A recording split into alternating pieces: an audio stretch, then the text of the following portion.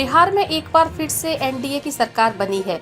बिहार हमेशा से विशेष राज्य से दर्जा प्राप्त करने के लिए केंद्र सरकार पर दबाव बनाता रहा है।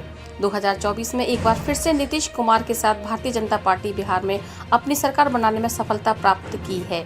देश के सबसे अव्वल नंबर पर बिहार को अति पिछड़ा राज्य माना गया है। नीतीश कुमार को विकास पुरुष की तमगा से नवाजने वाले लोगों का कहना है कि बिहार को विकास का उड़ान भरने के लिए केंद्र सरकार का सहयोग सपोर्ट बहुत जरूरी है। बिहार के 14 करोड़ जनता को जाति समीकरण के जाल में उलझाकर रखने वाले नेताओं को अपनी कुर्सी की फिक्र ज्यादा रहती है। बिहार में बेरोजगारी एक बड़ा सैलाब है। महागठबंधन की सरकार टूटने के बाद एक बार फिर से बिहार में एनडीए की सरकार बनी है। केंद्र सरकार के सहयोग से बिहार को आगे बढ़ाया जा सकता है। पलटू चाचा के नाम से बिहार में बदनामी के दागे धोने का अच्छा मौका नीतीश कुमार को मिला है। कल कारखानों के साथ साथ बिहार में फिल्म सिटी का अगर निर्माण हो जाता तो यकीनन 10 लाख फिल्मी कलाकारों के सहयोग से 5 लाख का वोट बैंक बिहार सरकार को अवश्य मिल सकता है। अगर बिहार में फिल्म सिटी का निर्माण हुआ तो नीतीश कुमार इतिहास के पन्नों में अमर जरूर हो जाएंगे। बिहार विकास के मुद्दों पर बातचीत करने के लिए हमारा संवाददाता ब्यूरो चीफ ऑफ राहुल मुख्यमंत्री कार्यालय में मौजूद हैं। आइए देखते हैं खास खबर पटना बिहार से। कि बिहार को विकास करने के लिए अब सबसे अच्छा अगर कोई मंच मुझे मिला है तो वो एनडीए का मंच है। अब इस मंच से हम कभी भी जीवन में पीछे मुड़कर नहीं देखेंगे। सर बहुत बहुत स्वागत है नई सरकार बनने के लिए।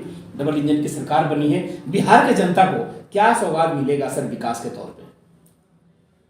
देखिए, नीतीश कुमार जी का एक ही संकल्प है, बिहार का विकास और बिहार को ऊंचाइयों पर ले जाना। और नीतीश कुमार जी जब से यानी 2005 के बाद से लेके अब तक उनके पूरे कार्यकाल को आप देखेंगे तो 2-3 चीज़ें तो साफ साफ दिखाई पड़ती है। एक तो पहला, वंशवाद और परिवारवाद के पोषक नहीं, उनके आगे पीछे उनके परिवार और उनके कोई रिश्तेदार की फौज नहीं, और वो बिहार के लोगों के लिए, बिहार की आम आवाम के लिए दिन रात जगकर कठोर मेहनत करके अच्छा परिणाम देने का काम किया है, जिसके बदौलत बिहार की तस्वीर और तकदीर बदला है। 2005 से पहले का जो बिहार था वो आतंक के साये में लोग जीते थे और शाम के 5 बजने के बाद लोग घर से बाहर निकलना मुनासिब नहीं समझते थे। हमसे थोड़ा आगे बात करना चाहिए। और उसके बाद का जो बिहार रहा, बेखौफ बिहार, भयमुक्त बिहार, रात बिरात कहीं भी आने जाने में किसी को कोई दिक्कत परेशानी नहीं। जो सड़क रोड पुल पुलियों की स्थिति थी, आज का बिहार जो पूरे बिहार से बाहर दूसरे राज्यों में आप जा करके बिहार की चर्चा करेंगे तो लोग कहेंगे कि वाह क्या बिहार है। तो इस तरह से बिहार की तस्वीर और तकदीर दोनों बदला है। और बिहार के प्रति जो लोगों का सोच था, बिहार से बाहर जो पहले अपमानित भरी नज़रों से देखा करते थे बिहार को और बिहारियों को, आज सम्मानित भरे निगाहों से देखते हैं बिहार को और बिहार को। सर हम आगे बढ़ना चाहते हैं।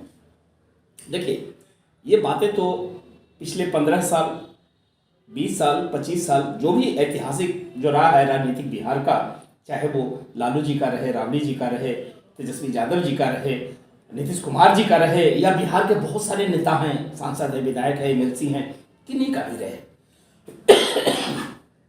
जब भी बिहार की जनता जागी है या किसी नेता को सपोर्ट किया है तो हमेशा से ही चाहते हैं कि बिहार को विकास की ओर लेकर के चले। नया फार्मूला क्या है बिहार को आगे लेकर चलने के लिए? देखिए, 7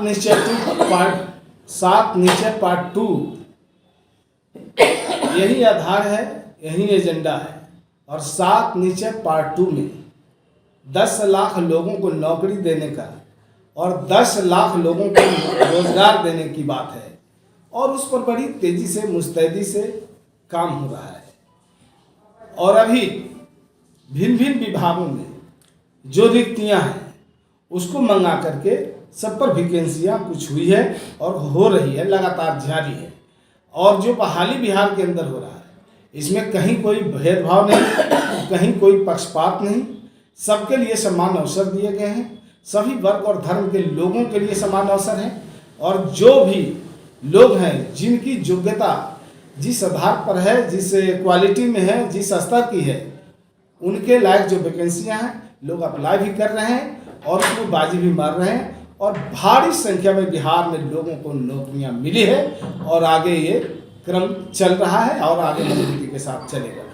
चलिए, बिहार के लोगों को तो बड़ा सौगात मिलने जा रहा है, बिहार के जनता को अभी तक मिला नहीं है, लेकिन एक उम्मीद जागी है।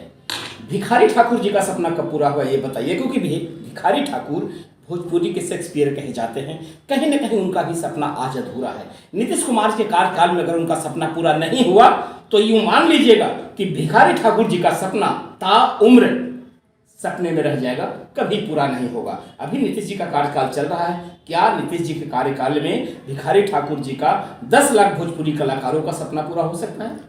देखिए, आदरणीय नेता नीतीश कुमार सभी वर्गों के लिए, सभी धर्मों के लिए काम किए हैं और कला और संस्कृति की क्षेत्र की बात जहाँ तक है, उन्होंने भी इस क्षेत्र में बड़े बढ़ चढ़ करके काम करने का एक कीर्तिमान स्थापित किया है। आपको मालूम है, जो राजगीर में एक बहुत बड़ा फिल्म सिटी का जो निर्माण हो रहा है, निश्चित रूप से हम कह रहे हैं कि बिहार के लोगों के लिए ये गौरव होगा और ये गौरवशाली इतिहास को और मजबूती के साथ आगे बढ़ाएगा। और राजगीर जैसे जगहों पर जहाँ प्राकृतिक संपदाओं से भरा पड़ा राजगीर जो फिल्म सिटी के लिए एक सकारात्मक जगह है और सकारात्मक सरकार की ओर से पहल इसमें हो रहा है और आगे आने वाले दिनों में बिहार के लोगों को फिल्म निर्माण से संबंध में या उससे संबंधित कला और संस्कृति के संबंध में किसी तरह की कोई भी काम के लिए बिहार से बाहर आश्रित नहीं रहना पड़ेगा। बिहार अपने पैरों पर खड़ा होगा। देखिए, मैं बताना चाहूँगा दर्शकों, हेमराज जी पटना हाई कोर्ट के जाने माने अधिवक्ता में इनका नाम आता है।